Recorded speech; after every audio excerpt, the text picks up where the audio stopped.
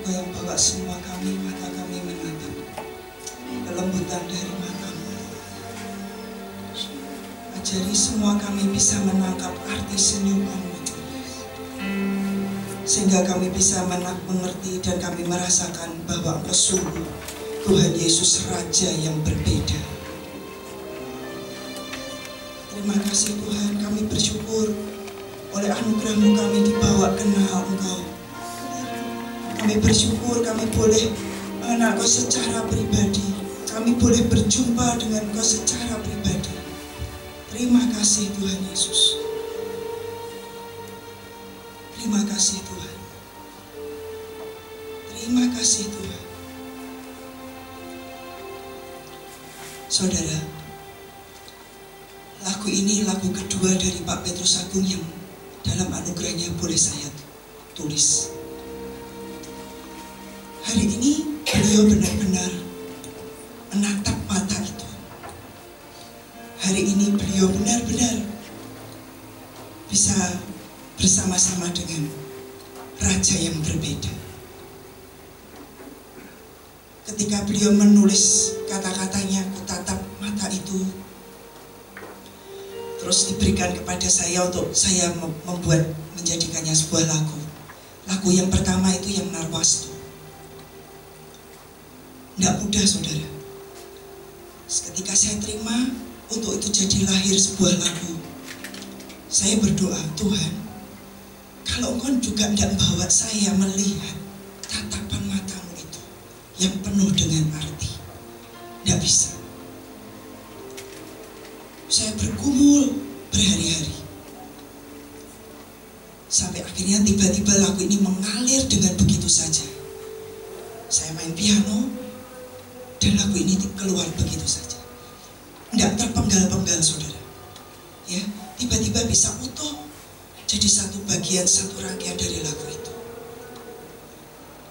Kita menyanyi dengan kita mengerti dari mana lagu itu berasal dan lahir, itu akan berbeda saudara. Tadi saya juga tidak tahan sebetulnya. Hari ini betul-betul hambanya sudah menatap mata itu. Tatapan matanya yang memang sangat lembut, sangat dalam. Dan memang banyak, tidak semua orang bisa mengerti apa arti dari semua tatapan dan senyumannya buat kita. Tapi memang betul dia Raja yang berbeda. Dengan segala kemahakuasaannya, dia letakkan, dia turun, dia rela. Dari kealahannya, dia mau jadi manusia. Dengan segala kuasa, dengan segala yang dia miliki, tapi dia tetap murah hati terhadap kita semua. Dia berikan hidupnya, dia berikan semuanya buat kita. Supaya yang seharusnya kita ini mati, dia gantikan. Kematiannya membuat kita yang harusnya mati, kita jadi orang-orang hidup. Dengan segala kekayaannya dia rela jadi miskin, supaya kita yang miskin diperkaya di hadapan Tuhan. Amin saudara, kita sungguh mempunyai Raja yang berbeda. Dengan segala kemahakuasaannya, tidak dengan otoriter dia memerintah. Dengan segala kemuliaannya, dia rela menanggung semua kehinaan. Dia sungguh Raja yang berbeda. Saya berdoa, mari kita pujikan lagu ini lagi dan minta dengan Tuhan. Tuhan, buka mataku Tuhan, untuk aku bisa menatap tatapan matamu yang sangat lembut. Dan beri aku pengertian Tuhan. Memang banyak yang tidak bisa dimengerti, tapi malam ini kita berdoa, minta roh pengertian itu turun dalam hidup kita. Ku tatap mata itu begitu lembut, penuh cinta. Ku lihat senyum itu penuh arti, walau tak semua mengerti. Ku tatap mata itu, Tuhan buka setiap mata kami Tuhan, menatap dengan lembut kulihat senyum itu penuh arti walau tak semua mengerti. Yesus Raja yang berbeda, sangat berkuasa namun penuh cinta. Yesus Raja yang berbeda, semuanya Dia miliki tapi murah hati.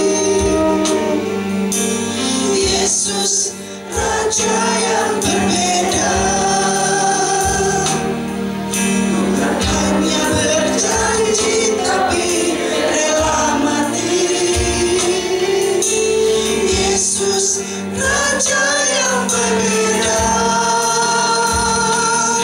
aku makin jatuh cinta padanya. Yesus Raja yang berbeda, berkuasa namun penuh cinta.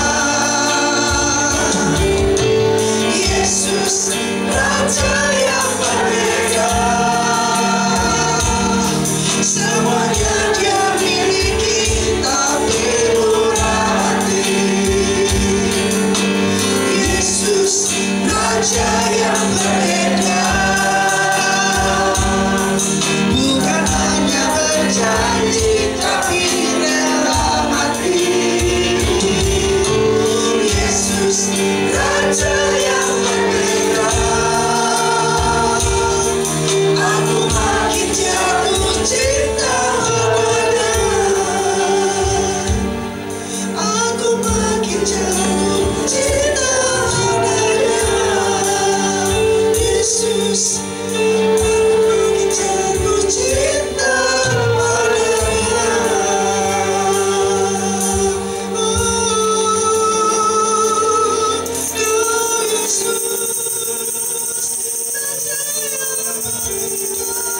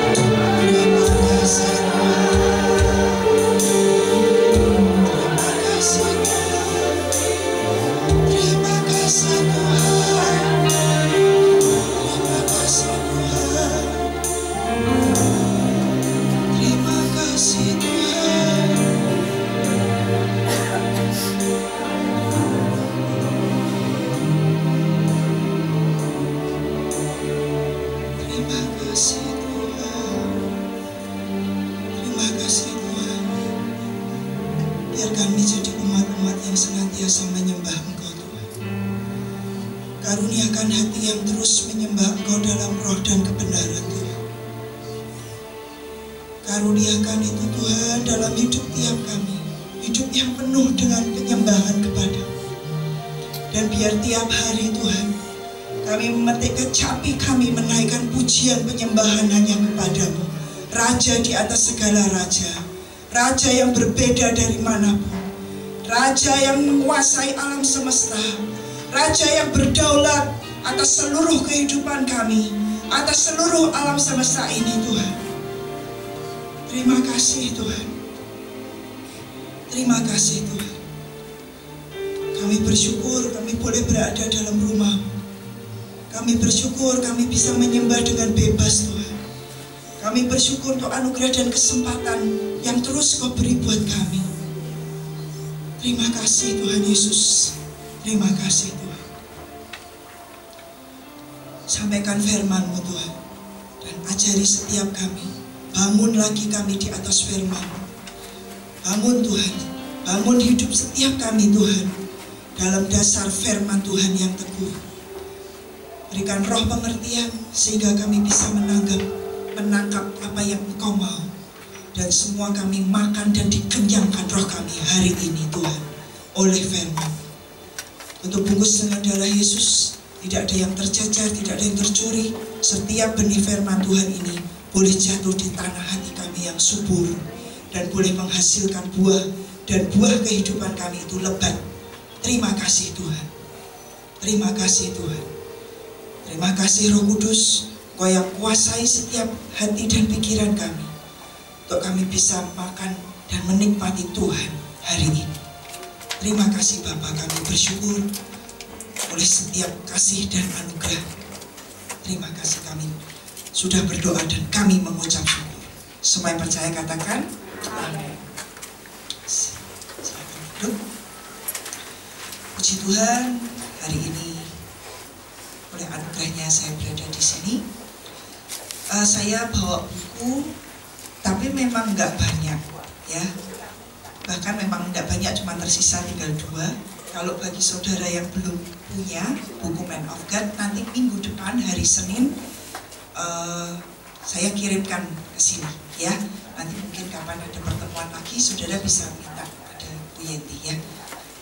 Buku ini buku yang ditulis oleh Hadasa, anaknya yang ketiga, biografi dari hambanya, dan juga kesaksian dari setiap kami tim pastoral yang melayani bersama-sama dengan beliau, dan juga jemaat dan semua aparat yang pernah mengenal dan diberkati oleh hidupnya. Dan saya juga bawa buku-buku, ada CD lagu, juga ada, tidak banyak ya saudara, semua tinggal istilahnya ya yang ada saja, karena saya sudah keliling dari hari Minggu dari Blitar dan habis ya, semampu yang saya bawa habis. Tapi nanti kalau ada saudara yang mau, saudara bisa pesan ya. Puji Tuhan, kita mau belajar hari ini dari kehidupan seorang tokoh di Perjanjian Baru yang namanya Sakyus. Mungkin saudara sudah pernah dengar ini berkali-kali, tapi mari kita belajar dari apa yang mau Tuhan katakan ya. Kita buka di kitab Lukas pasal yang ke-19, mulai ayat yang pertama sampai ayat yang ke-10. Lukas pasal yang ke-19 ayat yang pertama sampai yang ke-10. Kita baca bergantian ya saudara. Saya ayat yang pertama dan saudara yang kedua dan selanjutnya. Sudah dapatkan semua? Amin. Amin. Oke. Lukas 19 ayat yang pertama. Yesus masuk ke kota Yeriko dan berjalan terus melintasi kota itu. Di situ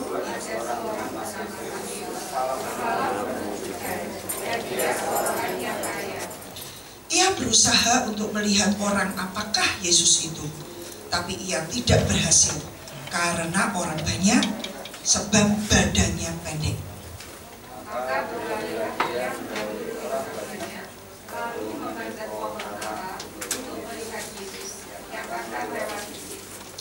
Ketika Yesus sampai ke tempat itu, ia melihat ke atas dan berkata, "Sakyus, segeralah turun, sebab hari ini aku harus menumpang di rumahmu." Lalu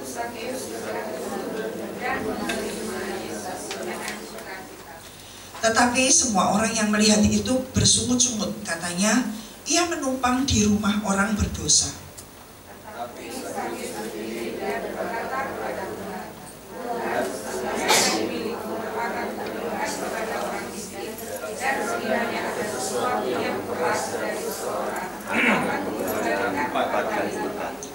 Kata Yesus kepadanya, hari ini telah terjadi keselamatan kepada rumah ini, karena orang ini pun anak Abraham.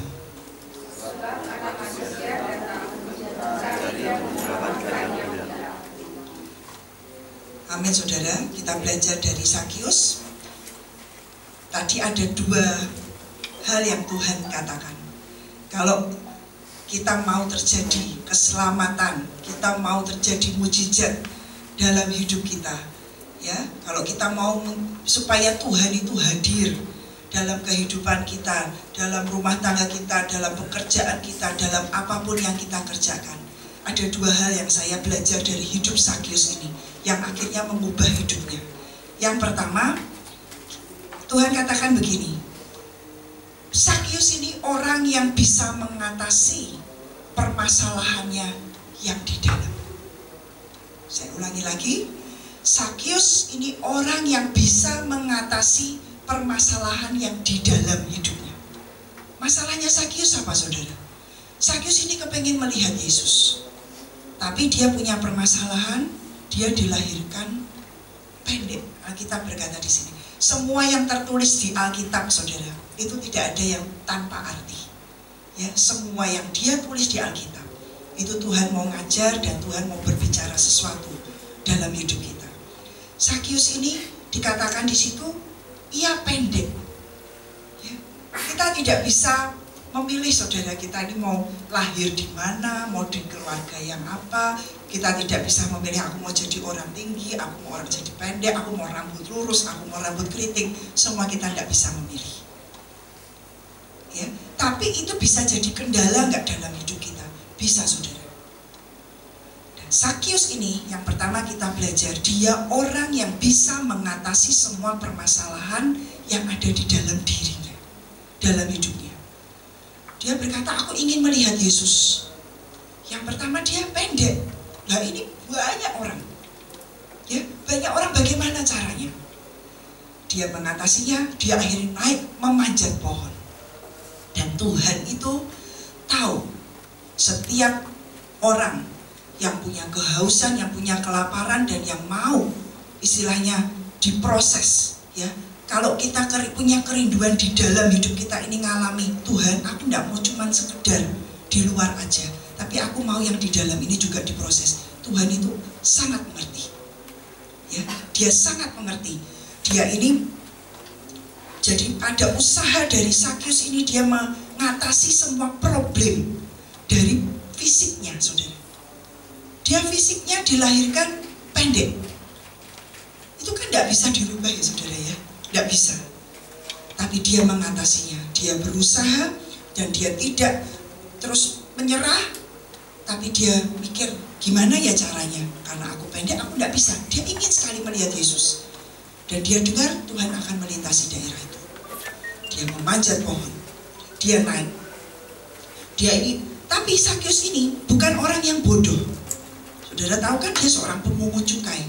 Artinya ini dia orang yang sangat cerdas. Ya, dia orang yang istilahnya bisa ngitung, dia ngerti bagaimana mengelola. Dia orang yang sangat cerdas. Dia atasi dirinya. Dia tidak mau dalam kelemahannya badan pendek, terus dia diam dan hanya mendengar Yesus lewat, padahal dia tahu.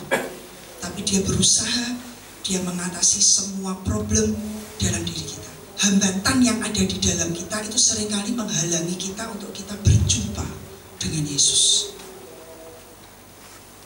Hambatan kadang kita minder, kita malu bertanya, kita takut untuk maju dan belajar dan lain sebagainya. Itu hambatan di dalam kita, dan itu harus kita dobrak. Ya, setiap kita di dalamnya ini sudah ada potensi yang luar biasa. Tuhan memberikan kepada kita semua ini potensi yang luar biasa. Kita berkata, Dia ciptakan kita semua segambar dan serupa dengan Allah. Jadi apapun sebetulnya yang Tuhan itu punya sudah ditanamkan dalam diri kita. Alkitab berkata kita ini orang-orang yang lebih dari pemenang, karena Tuhan Yesus sudah mengatasi semua maut dan dia menang. Dan roh yang sama itu dia sudah berikan di dalam kita. Jadi kalau kita mau dan kita rindu, Tuhan, aku mau terjadi keselamatan, aku mau mengalami mujizat yang Engkau kerjakan, dan aku mau Engkau masuk dan Engkau bersama-sama dengan aku. Atasi saudara semua hambatan di dalam kita. Ya, hati ini banyak lapisannya, banyak sekali. Ya, seringkali yang menghambat untuk kita ini juga maju dan kita ini berkembang dan kita ini untuk menjadi besar, seringkali bukan orang lain saudara, tapi pertama-tama kadang-kadang diri kita sendiri. Bagaimana kita mengatasi rasa malu kita, bagaimana kita mengatasi rasa minder kita, ya, bagaimana kita mengatasi keadaan lahiriah yang kita ini ada. Tapi kita ini kan orang-orang yang Tuhan katakan, yang kita menerima urapan dan lain sebagainya, yang beyond human hari-hari ini sering diucapkan. Ya, beyond human, di atas manusia, di atas semua rata-rata, di atas semua yang lain, karena kita ada roh Tuhan di dalam kita. Ya, jadi yang pertama kita belajar atasi saudara. Jangan terus melihat kepada kelemahan. Ya, jangan terus melihat kelemahan kita ini terus. Tapi mari kita belajar melihat kekuatan yang Tuhan itu berikan. Ya, kalau kita melihat kelemahan kita terus, kita tidak bisa bersyukur. Ya, kita tidak bisa bersyukur. Akhirnya kita menyesali. Kenapa aku begini? Kenapa orang tua aku begini? Saya itu dari kecil kan belajar musik, ya, dan memang passion saya itu di musik. Terus begitu lulus SMA, saya ini punya kerinduan pengen sekolah musik di luar. Ya, pengen sekolah musik di luar negeri, karena waktu itu di Indonesia dan sampai hari ini pun ya menurut saya belum ada istilahnya sekolah musik yang benar-benar oke lah istilahnya ya. Banyak sekolah musik di Jogja tapi juga belum bisa sampai menembus internasional. Jadi saya punya kerinduan, saya kepengen sekolah musik. Tapi saya tahu secara manusia saya tidak bisa, keadaan papi saya tidak bisa, itu saya tahu. Jadi saya tuh nanti kalau saya ngomong pasti nanti saya jawabannya dari ayah saya, kamu berdoa. Dari kecil ayah saya hamba Tuhan. Ya, ini pikirannya saya sendiri ya. Ya, ini kelemahan saudara. Kelemahan saya mikir enggak bisa. Saya pikir papi saya enggak bisa. Kemudian tapi saya tidak mau menyerah. Ya, saya tidak mau menyerah dan keadaan itu, terus saya enggak belajar musik, terus saya enggak bisa sekolah musik, sudah. Tak, saya tutup itu, enggak. Jangan sekali lagi lihat kelemahan dan ketidakmampuan dan ketidakbisaan kita saudara. Tapi dibalik mari kita belajar melihat kekuatan Tuhan yang di dalam kita yang jauh lebih besar dari apapun yang ada di dunia ini. Saya belajar, saat itu saya tidak bisa berangkat, oke. Saya masih ingat, saya pergi ke Surabaya. Di sini ada satu orang guru musik gitu ya, yang guru Yamaha yang luar biasa lah waktu itu. Sampai hari ini saya rasa juga masih bagus gitu ya. Jadi saya kesini, saya kejar. Oke lah, saya tidak bisa keluar negeri, saya pilih. Jadi saya ini belajar cari guru-guru yang oh ini hebat di sini, oh ini hebat di sini, ini hebat di sini. Seperti itu saudara. Saya kejar, saya pergi ke Surabaya. Saya pergi ke Surabaya, saya temuin, saya dapat nomornya, saya cari nomor. Kalau hanya saya istilahnya mengurung diri saya dengan semua kelemahan, tidak bisa, saya tidak bisa sekolah musik. Ya sudah. Terus putus asa, terus saya pengangguran, lulus SMA di rumah, bisa enggak? Bisa. Tapi saya memutuskan, saya tidak mau. Tetap itu passion, keinginan untuk saya belajar musik tidak padam. Ya, saya tetap mau mengejar dan saya mengatasi semua ketidakmungkinan dan ketidakbisaan dan kondisi dalam hidup saya. Ya, atasi saudara semua yang di dalam kita ini. Kalau kita mau mengalami terobosan yang dari Tuhan, atasi dulu pertama-tama yang di dalam kita. Saya mengatasi semua kemalasan, saya mengatasi semua yang tidak mungkin. Ya, saya minta izin bapak saya ke Surabaya. Kalau ke Surabaya, misalnya waktu itu masih naik bis, masih murah istilahnya ya saudara ya. Bisa, saya pergi. Dan tetap saya mensyukuri. Dan di kota inilah ketika pertama kali saya ketemu guru itu, dan dari guru ini ternyata buka banyak pintu buat saya. Ya, saya ketemu satu guru ini, terus tadinya saya pikir saya pindah kota. Saya dari Semarang, saya ke sini, ya saya tak kos di sini, saya belajar intensif. Ya, saya kaget sekali ketika dia berkata, "Nggak usah, kamu nggak usah pindah ke sini, kamu pulang aja ke Semarang. Nanti saya yang datang tiap bulan. Kamu saya kasih tugas, kamu belajar tiap bulan, saya datang, saya cek kamu." Saya kaget sekali, saudara. Dan itu juga cara Tuhan. Karena waktu itu saya sudah mulai pelayanan, saudara. Saya sudah mulai pelayanan, saya sudah mulai main musik, ya di gereja gitu. Di hati kecil saya ternyata saya ada keinginan, istilahnya saya bosan sama teman-teman saya ini. Saya pengen ngerti gereja yang lain seperti apa. Itu di dalam saya ternyata terbersit seperti itu, saudara. Saya kepingin keluar dari kota Semarang, pengen cari yang lain. Waktu itu belum melayani sepenuh waktu bersama dengan hambanya, ya. Pak Petrus aku waktu itu juga belum jadi gereja, masih istilahnya sama-sama dalam persekutuan. Ketika itu akhirnya waktu gurunya berkata kamu pulang ke Semarang, saya kaget. Dan saya tahu langsung Tuhan berkata, jangan tinggalkan kota Semarang. Balik kamu, pulang lagi. Jadi keinginan saya untuk saya melihat berjalan-jalan ke yang lain, Tuhan tidak izinkan. Balik, istilahnya Tuhan mau tanamkan hidup saya di kota Semarang. Dan dalam akhirnya, dan di kota itulah ya akhirnya saya terus intensif dan melayani. Dan akhirnya saya melayani bersama-sama dengan Pak Petrus aku, ya, lebih dari 27 tahun. Lebih dari 27 tahun. Kalau bersama-samanya dari SMP ya sudah lebih dari 30 tahun sebelum jadi gereja. Waktu saya pulang dan lewat, ketika saya akhirnya mengatasi semua problem di dalam saya, problem saya ingin keluar dari kota Semarang, itu kan problem saudara, di dalam loh, tidak ada yang tahu, tapi Tuhan itu tahu. Ya. Akhirnya saya bilang, oke Tuhan, saya pulang Semarang. Saya mengucap syukur dengan semua teman-teman saya, dengan semua tim pelayanan yang ada, dengan saat itu persekutuan yang ada, saya mengucap syukur. Dan ajari saya untuk setia, ya, ajari saya untuk setia dengan yang kecil-kecil. Waktu itu belum punya gedung, tiap minggu harus gotongi alat musik, ditata, latihan, kebaktian, pulang, capek sekali sudah. Jadi kalau hari Minggu itu bukan hari libur, ya, justru hari yang paling meletihkan. Tapi justru lewat saya ketemu dengan guru ini dan dia datang ke Semarang, dari situ pintu terbuka buat saya. Saya bisa masuk mengajar di Yamaha, di sekolah musik Yamaha. Tidak mudah kan saudara, sampai hari ini pun saya rasa tidak mudah, ya. Mereka punya kriteria-kriteria, dan saya ini orang yang tidak masuk dalam kriteria. Saya backgroundnya piano, saya mau masuk di Yamaha di bagian elektron, itu sudah tidak ada kriterianya. Sakius ini juga bukan kriterianya untuk Tuhan mampir ke rumahnya. Makanya orang-orang pada ribut, kenapa Yesus masuk ke rumah orang berdosa? Dia pemungut cukai, dia mengambil pajak dengan tinggi, dia ini orang-orang yang membuat sulit orang lain. Tapi semua diterobos, semua itu disingkirkan ketika bisa mengatasi yang di dalam hidupnya. Ya, waktu saya akhirnya juga kembali, dibukakan pintu ke Yamaha, dan saat itu saya belum dalam tingkatan saya ini seorang guru, saya masih murid. Tiba-tiba cuma datang satu kali saudara, saya masih ingat, datang satu kali.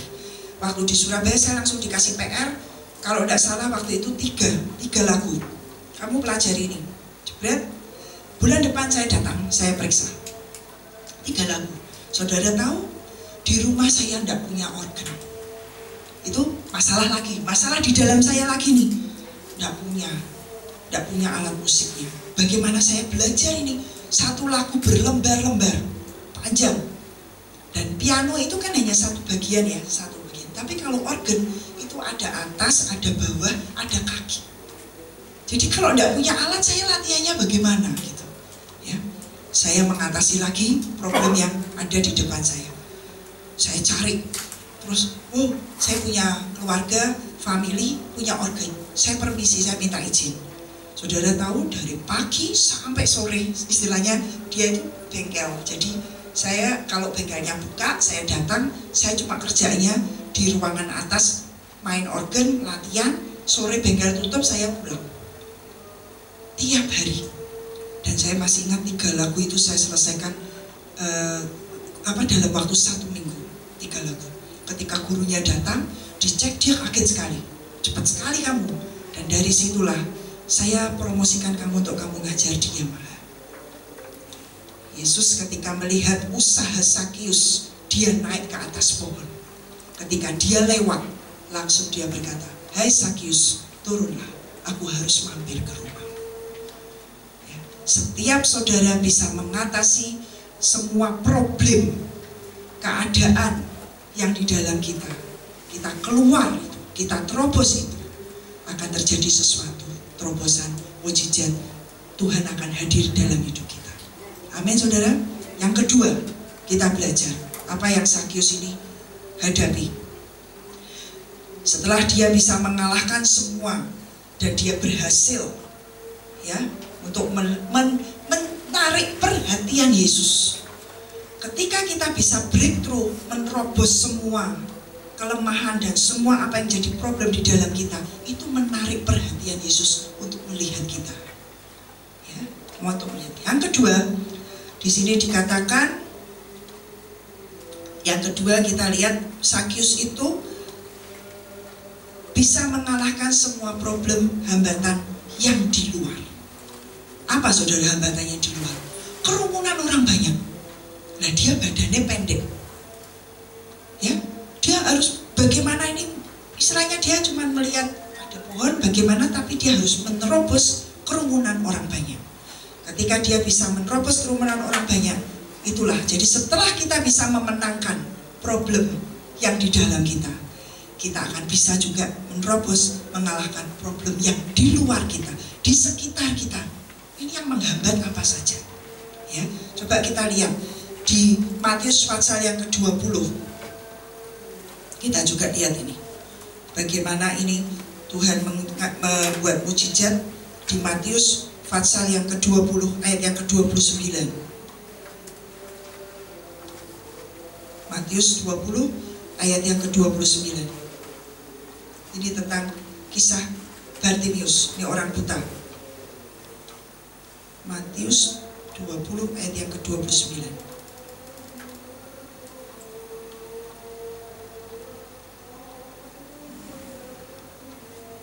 Saya salah nulis ayat.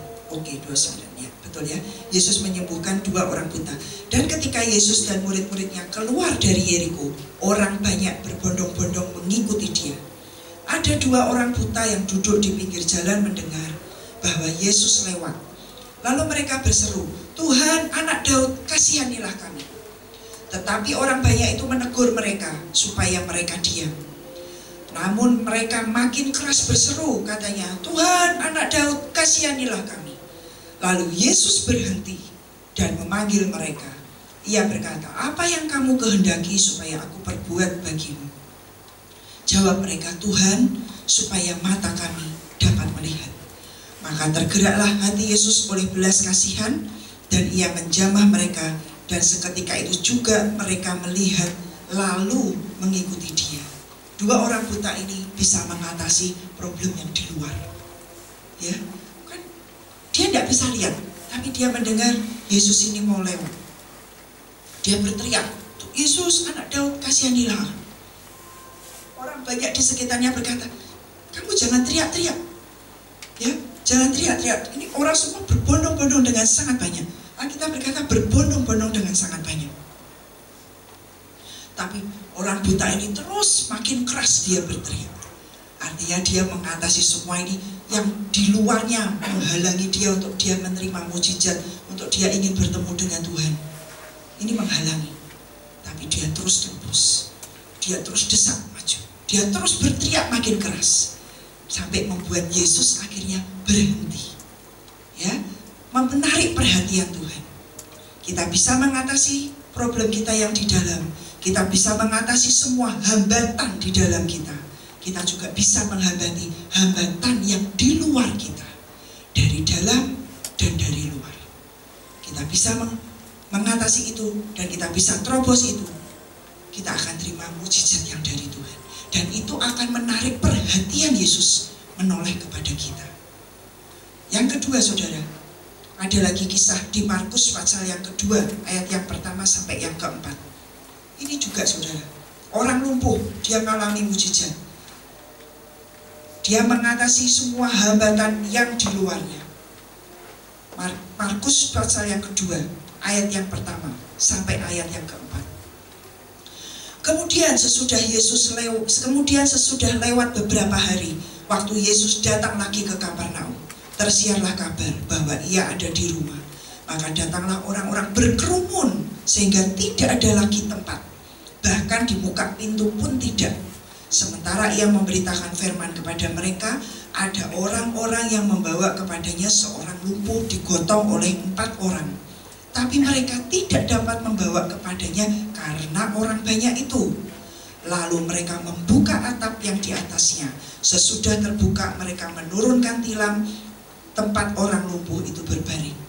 Ketika Yesus melihat iman mereka, berkatalah ia kepada orang lumpuh, "Hai anakku, dosamu sudah diampuni." Orang lumpuh ini juga mengatasi lagi semua problem yang di luarnya dia. Ya, dia terobos lagi kerumunan orang banyak. Dia terobos lagi perempuan yang pendarahan 12 tahun. Dia juga berdesak-desakan. Dia hanya berkata, "Tuhan, kalau aku jamah jubahnya." Dia mengatasi problemnya yang di luar, yaitu dia sakit, problemnya yang di dalam. Dia sakit pendarahan, dia sudah sangat lemah, dia sudah sangat letih. Tapi dia juga terobos semua di luar dengan kerumunan orang banyak. Dia dorong, dia tersungkur, dia cuma jamah ujung jubahnya. Seketika dia menjamah ujung jubahnya, ada aliran kuasa dari Yesus turun dan perempuan itu disembuhkan. Ya, mujizat itu bisa terjadi dengan seketika dalam hidup kita, dan kita ini bisa membuat Yesus berpaling kepada kita ketika kita bisa mengatasi semua problem masalah di dalam kita, dan kita bisa mengatasi semua problem di luar kita, di sekitar kita. Seringkali kita dengar orang bilang, "Tidak bisa, tidak mungkin." Ketika saya mulai dipromosikan oleh guru tersebut, "Kamu ikut audisi, ya, tetap harus ada step by step yang harus saya lewati." Di sekitar situ kan banyak guru-guru senior. Saya ketemu dengan guru-guru senior. "Kamu dari grade 9, saat itu saya grade 9, padahal syarat untuk menjadi seorang guru itu harus grade 5. Artinya saya masih punya 4 tahapan. Dari grade 9 menuju ke 5. Makin kecil nilai grade-nya itu makin tinggi. Kebalik ya saudara ya. Jadi dimulai dari tinggi sampai kecil. Jadi makin ke 5, 4, 3, 2, 1 itu makin tinggi. Grade 1 itu makin tinggi ya. Nah, untuk syarat menjadi guru Yamaha saat itu minimum kamu harus grade 5. Sedangkan saya ini waktu itu masih belajar di grade 9. Jadi masih banyak tahapan yang harus saya lewati.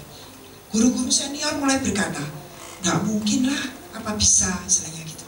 "Kamu meloncati ujian 4 tingkat ya." Kalau saya mendengarkan omongan itu dan membuat saya, "Oh iya ya, saya nggak bisa. Oh iya ya, nggak mungkin. Ya mungkin saya nggak kemana-mana saudara." Puji Tuhan, Tuhan ajarkan. Waktu itu ya nggak ngerti saudara firman ini, tapi yang ada cuma di hati saya punya iman, saya bilang, "Tuhan, pokoknya kalau kau sudah buka pintu, akan pintu terbuka terus."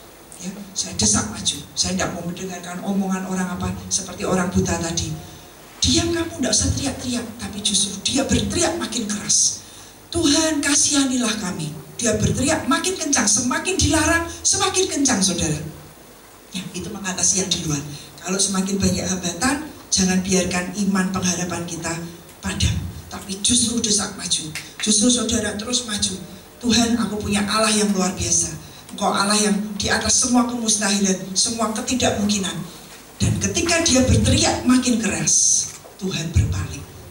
Ya, Tuhan berhenti, Tuhan berpaling. Ketika Sakius bisa mengatasinya setelah dia tidak melihat dirinya pendek, tidak mampu, tapi dia bisa mengatasinya dan dia milih manjat pohon, dia naik karena dia berusaha. Ada usaha untuk, "Aku ingin melihat Yesus."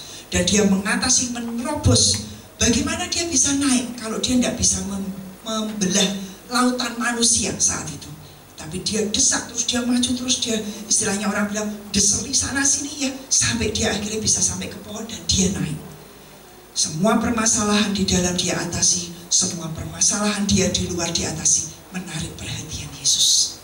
Dan Yesus langsung melihat ke atas pohon dan bilang, Sakius turun, aku harus menumpang di rumahmu.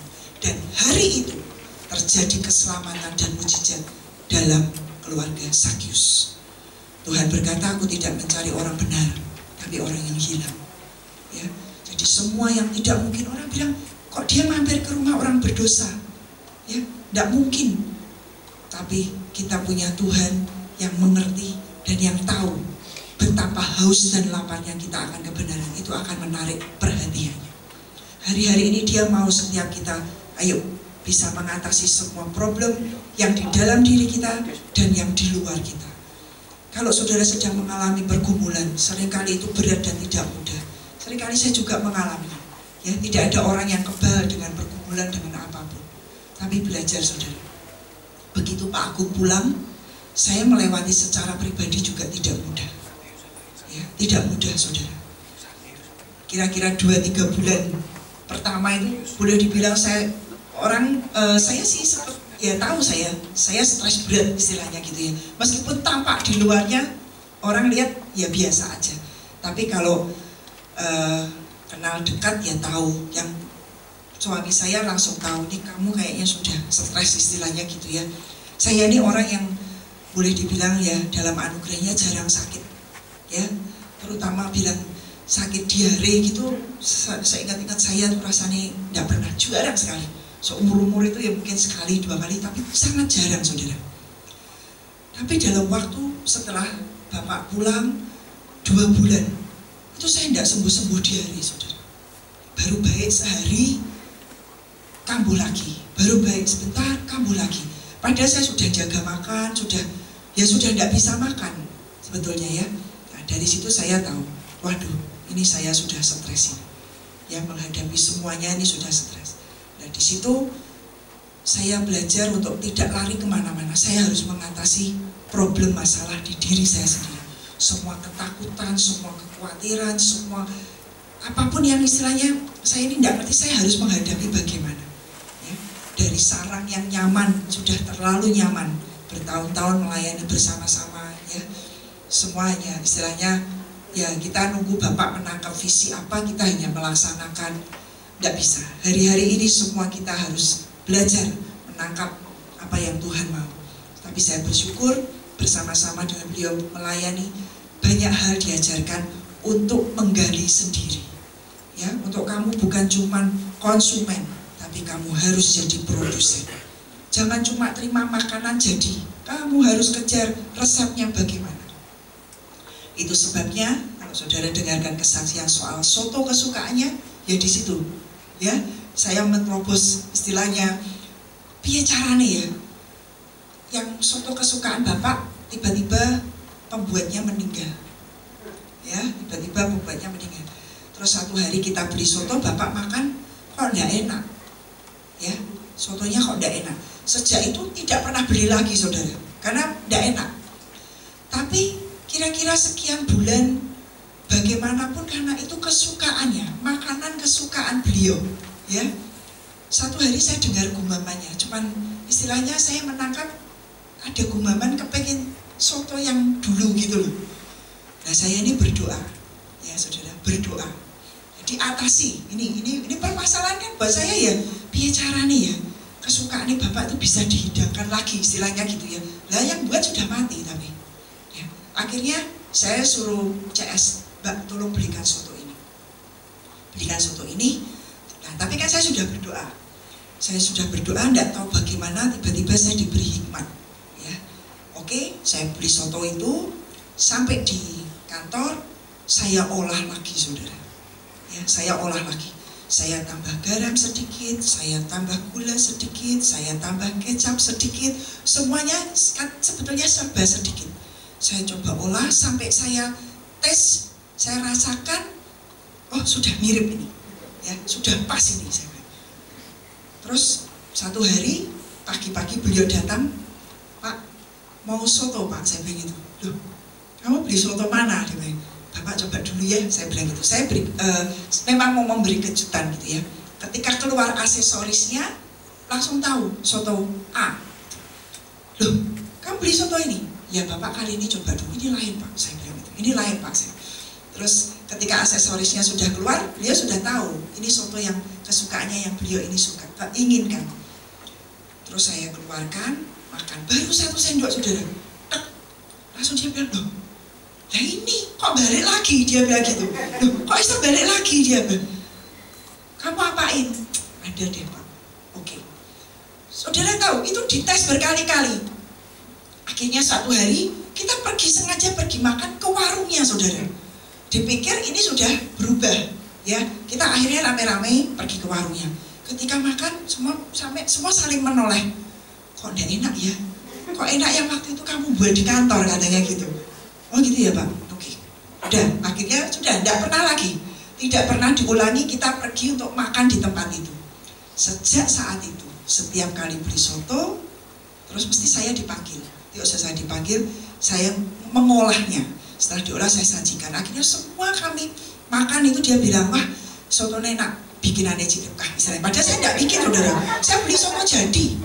Ya itu soto jadi. Saya cuma memberi sentuhan garam sedikit, gula sedikit, kecap sedikit dengan kondisi api menyala. Ya bukan dikecapi saat sudah di mangkok atau apa itu enggak. Jadi dikasih ide. Sebetulnya ya bukan saya sih. Saya cuma berdoa Tuhan bagaimana caranya.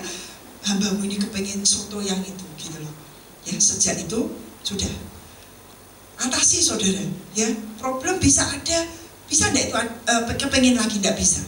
Terus yang kedua, Bapak itu kan setelah itu kan ibunya dipanggil pulang. Nah padahal ada banyak resep makanan dari mamahnya ini yang beliau suka. Nah kalau yang ini juga lucu. Pak Agung itu punya adik 2 perempuan.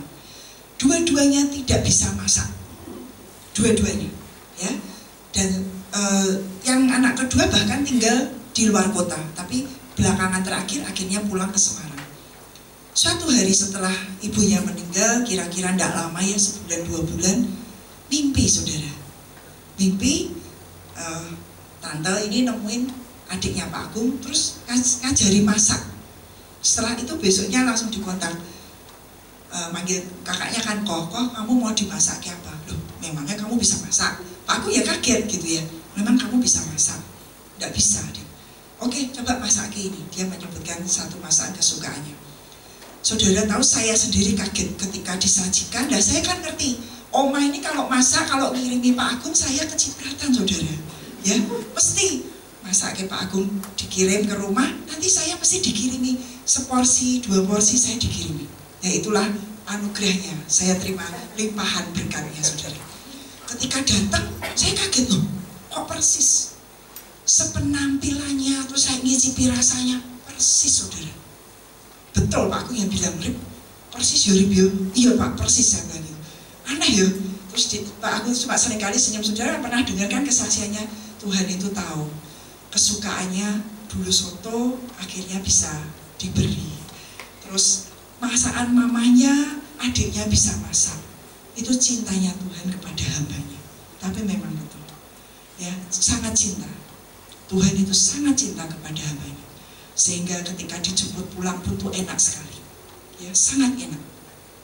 Dan betul Tuhan sendiri yang menjemput beliau untuk pulang. Jadi akhirnya saya belajar, semua permasalahan apapun itu bisa kita atasi ya. Kita atasi semua yang di dalam. Kalau saya orangnya cuek, menyerah dalam arti, lah sudahlah Bapak ya sudah mati, sotonya emang tidak enak, ya sudahlah tidak enak, Pak cari soto yang lain. Bisa tidak saudara? Bisa. Tapi ketika saya melayani, saya belajar untuk memberikan semua yang terbaik. Saya lihat gumbamanya kok ketoknya kepengen soto itu ya saya bilang. Ya satu hari saya mau bereksperimen. Ya saya berdoa, terus kenapa kamu tidak coba? Ya akhirnya saya coba saudara. Semua orang kalau sudah gitu, Bapak habis kesaksian saya dihampiri jemaat, Bu, resep sotonya Pak Agung itu apa? Nah, saya tidak tahu, saya bikin soto aja, nek saudara tanya saya tidak tahu. Saya tahunya beli soto yang sudah jadi, saya racik sendiri ya. Tapi bukan saya dari nol bikin soto. Saya bilang, saya tidak bikin soto, saya beli soto yang sudah jadi, saya racik. Nah, terus itu di mana Bu belinya? Saya tunjukin tempatnya di sini.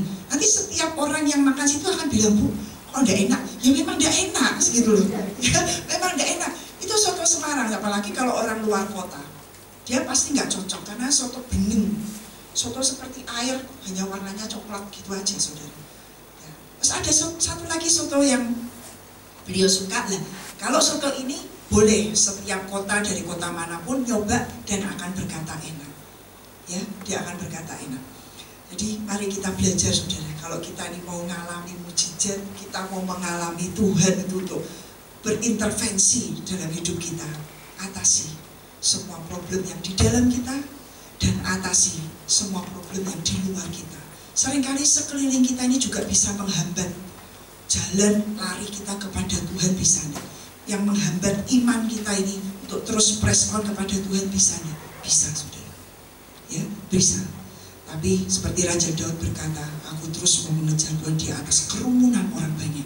Aku maju, mendesak sampai aku bertemu dengan Tuhan. Dan biar kita punya roh, ya seperti itu, yang tidak mudah menyerah. Ya, jangan gampang untuk menyerah. Tapi orang yang punya fight spirit untuk terus desak maju. Ya, tidak ada yang bisa menghalangi kita. Baik yang di dalam kita, semua yang tidak mungkin bisa, enggak bisa, saudara. Ya, bisa. Dan yang di luar yang mau menghambat semua juga bilang tidak mungkin, bisa enggak? Bisa. Suatu hari saya mengurus visa. Mengurus visa, saya tahu hari itu jam saya itu kelewatan, ya sudah lewat jam, agak telat gitu loh. Nah, tapi di situ ada orang-orang yang sedang menunggu untuk memang pengambilan visa.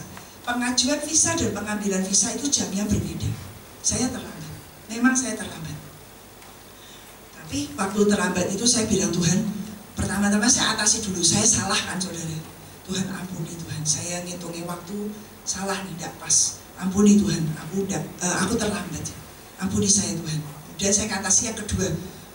Ini orang di luar bilang tidak mungkin, tidak mungkin. Saya berkata mungkin. Ini nanti khusus, gitu ya.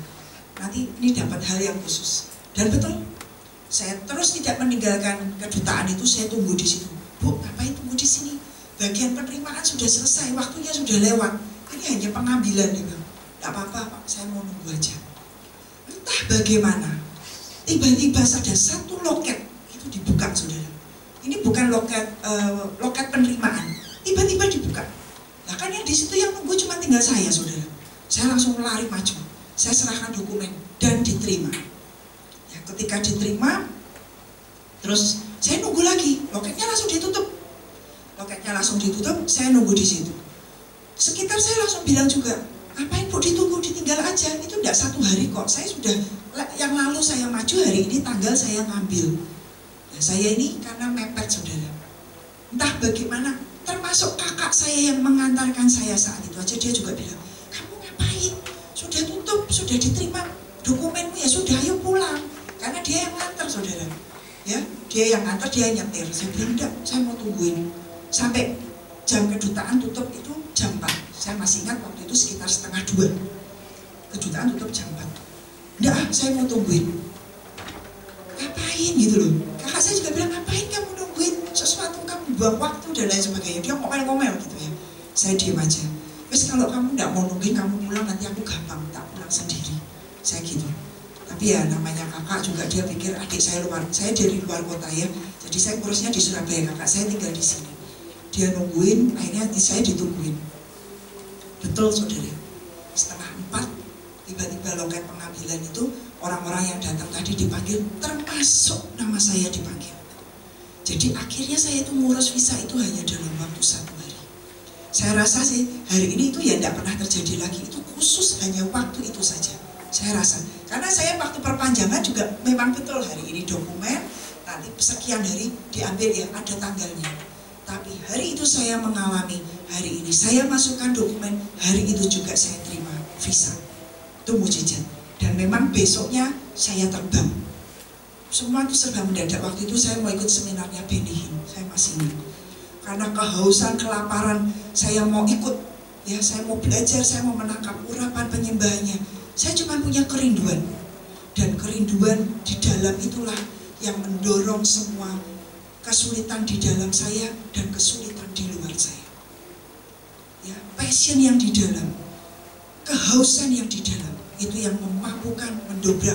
Saya cuma ingin Tuhan, aku mau belajar, aku mau ngalami, aku mau terima perubahan, pengurapan dalam penyembahan. Itu aja. Ya, karena berangkatnya lusa, jadi saya harus sekarang gitu. Dan kalau saya mendengar omongan orang, sudah tinggal aja, tidak bisa. Dan saya mendengar omongan kakak saya, pulang aja. Ya mungkin ketika nama itu dipanggil, saya nggak ada, saudara. Ya, mujizatnya nggak saya terima. Ya memang betul mungkin nanti sekian hari, tapi sudah terlambat. Ya, tapi kalau saudara mau, hari itu juga Tuhan itu datang, Tuhan itu menjumpai kita, Tuhan berpaling kepada kita. Terobos saudara, semua permasalahan di dalam kita, semua hambatan di dalam kita, dan terobos semua hambatan yang di luar kita. Kita akan membuat Tuhan berpaling dan mujizatnya akan datang seketika. Amin saudara. Mari kita bangkit berdiri.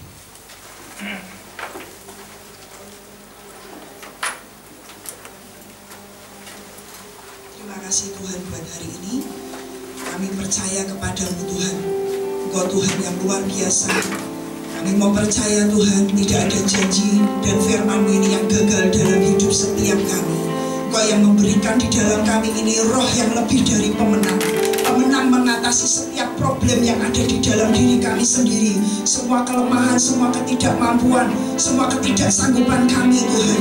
Dan Engkau Tuhan yang memberikan kami juga roh pemenang untuk bisa terus mendesak semua yang menghambat di luar kami Tuhan. Menghambat dan menghalangi kami Tuhan, untuk kami terus maju kepadamu. Engkau yang berikan roh yang lebih dari pemenang, itu ada di dalam kami Tuhan. Terima kasih Tuhan Yesus. Terima kasih Tuhan. Terima kasih Tuhan. Ku percaya Kau Tuhan yang tak pernah gagal, menjadikanku lebih dari pemenang. Ku percaya Kau Tuhan yang tak pernah lalai, menepati janji-janji-Mu.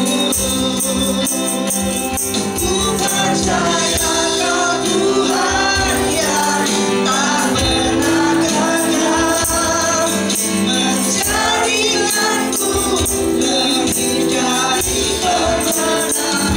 Ku percaya Kau Tuhan yang tak pernah lalai, menepati janji-janji-Mu. Nyanyi dengan iman saudara.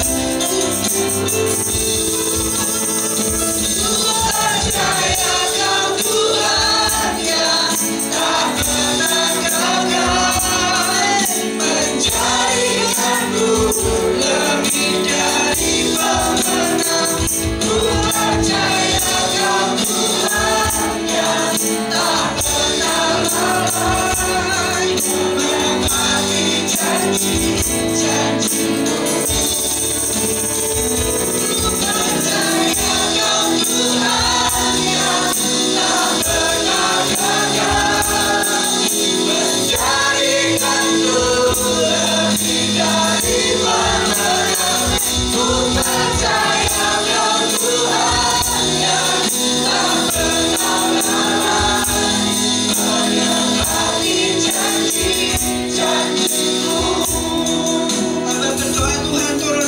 Iman di dalam kami Tuhan, untuk percaya bahwa Engkau Tuhan yang tidak pernah gagal dalam hidup setiap kami. Engkau Tuhan yang tidak pernah gagal, dan setiap firman-Mu tidak ada yang tidak tergenapi Tuhan di dalam setiap kami. Hamba berdoa minta karuniakan roh iman Tuhan, roh iman Tuhan, dan biarkan iman itu yang memampukan semua kami untuk mengalahkan semua hambatan yang ada di dalam kami dan semua hambatan yang ada di sekeliling di luar kami Tuhan. Iman kami, iman yang mengalahkan dunia ini, iman yang menerobos semua kemustahilan. Di dalam nama Tuhan Yesus, biar Kau turunkan roh iman Tuhan. Kami punya Allah yang tidak pernah gagal, kami punya Tuhan yang tidak pernah gagal, dan kami punya Tuhan yang tidak pernah lalai menepati setiap janji dari firman-Mu. Itu ya dan amin. Terima kasih Tuhan. kasih Tuhan. Biar setiap kita nyanyikan lagu ini dengan iman, kita nyanyikan bahwa Tuhan kita tidak pernah gagal. Tuhan kita tidak pernah gagal. Ku percaya Kau Tuhan yang tak pernah gagal, menjadikanku lebih dari pemenang. Ku percaya Kau Tuhan yang tak pernah gagal, menepati janji-janji-Mu. Percaya Kau Tuhan, percaya Kau Tuhan yang tak pernah gagal, menjadikanku lebih dari pemenang. Ku percaya Kau Tuhan yang tak pernah lalai, menepati janji-janji-Mu, menepati janji-janji-Mu, menepati janji-janji-Mu. Terima kasih Tuhan, dan biar semua dimeteraikan di dalam nama Tuhan Yesus. Dan Kau yang memberkati umat-Mu di tempat ini, Kau memberkati persekutuan di tempat ini, Kau memberkati Pak Arianto dengan semua staf yang ada. Kau Tuhan yang memberi berkat, dan Kau Tuhan yang memberi pertumbuhan di dalam nama Tuhan Yesus. Berkat dari Allah Abraham, Allah Ishak, dan Allah Yakub biar turun atas setiap kami. Berkat yang lebih, yang membuat kami lebih dari pemenang. Roh yang lebih dari pemenang ada di dalam kami. Dan bangkitkan semua kami Tuhan, untuk jadi umat-umat-Mu Tuhan, yang berdiri dengan teguh di atas dasar firman-Mu Tuhan. Terima kasih buat hari ini. Kami mengucap syukur, dan kami sudah berdoa. Kami percaya. Semua yang percaya katakan amin.